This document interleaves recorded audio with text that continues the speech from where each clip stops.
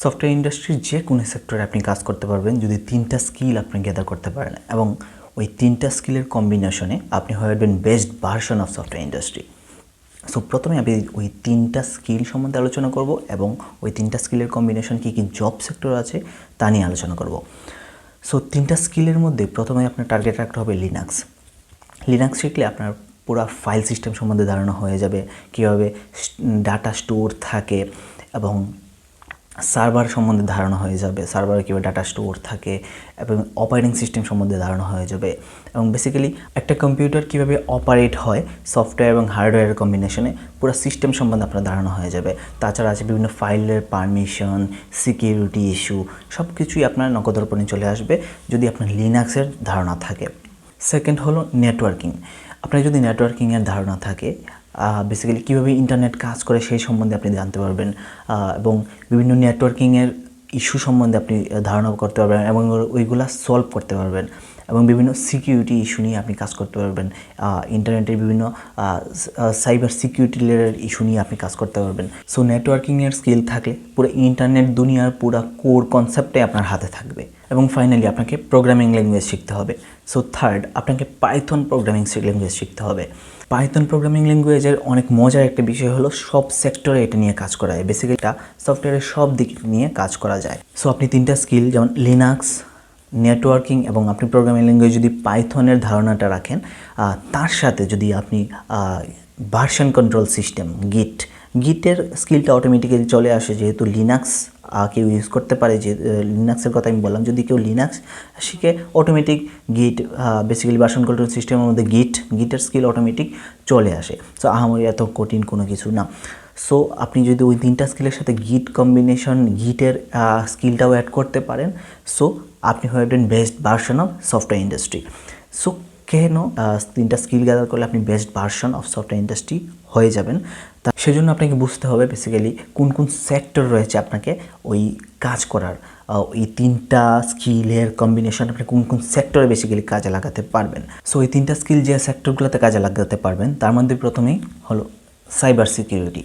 আপনি cyber security যদি শিখতে চান বা সাইবার সিকিউরিটি যদি বেসিক্যালি সাইবার সিকিউরিটি ফিল্ডে কাজ করতে চান, আপনাকে মাস্ট লিনাক্সে জানতে হবে এবং নেটওয়ার্কিংয়ের নলেজ লাগবেই। এবং সাথে যদি আপনি পাইথন জানা থাকে, আপনি অবশ্যই ওই সাইবার সিকিউরিটিতে ভালো একটা অবস্থানে চলে যাবেন।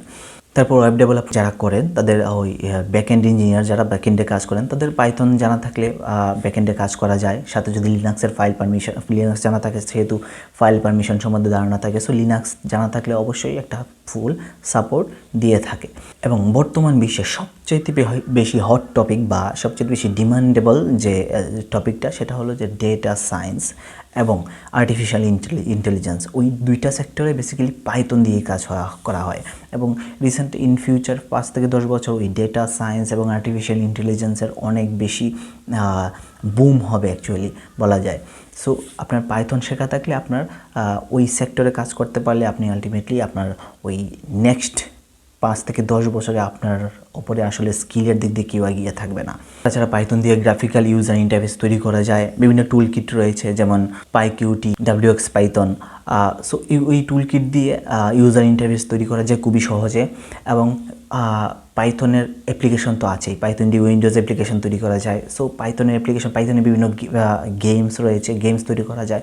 সো পাইথনের কোনো আসলে বর্তমান বিশ্বে পাইথনের ব্যবহারের কোনো শেষ নাই। সো পাইথন ল্যাঙ্গুয়েজটা যদি শেখা থাকে সাথে লিনাক্স, সো সেক্ষেত্রে আপনার আসলে স্কিলের দিক দিয়ে কোনো সময় পিছিয়ে থাকার কোনো কারণ না। বর্তমান প্রেক্ষাপটের কথা চিন্তা করে এবং ইন ফিউচার আপনি দেখেন পাইথন, লিনাক্স এবং নেটওয়ার্কিং, ওই 3টা স্কিল আমি উল্লেখ করলাম, এই 3টা স্কিলের ওপরে আসলে কোনো আলটিমেট সলিউশন নেই। আপনি যদি মোস্ট ডিমান্ডেবল স্কিলের কথা চিন্তা করেন, যারা বেসিক্যালি সিএসসিতে পড়াশোনা করছেন, যে চিন্তা করছেন কোন স্কিলটা শিখলে ভালো, এই 3টা স্কিল শেখা থাকলে আপনি যে কোনো সেক্টরে কাজ করতে পারতেছেন। এবং যে কোনো সেক্টরে কাজ করার মানে এই না যে আপনি একসাথে সব সেক্টরে কাজ করবেন, কিন্তু আলটিমেটলি আপনি যে কোনো সেক্টরে মুভ করতে পারতেছেন বা আপনার কোনো বেসিক্যালি বাধা থাকলো না যে আপনি কোন সেক্টরে কাজ করবেন, এটার জন্য কোনো বাধা থাকলো না, নতুন করে স্কিল শেখার দরকার নেই। একই স্কিল দিয়ে আপনি যে কোনো সেক্টরে কাজ করতে পারতেছেন।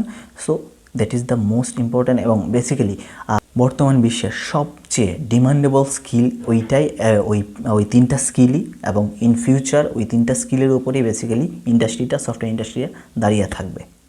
Thank you.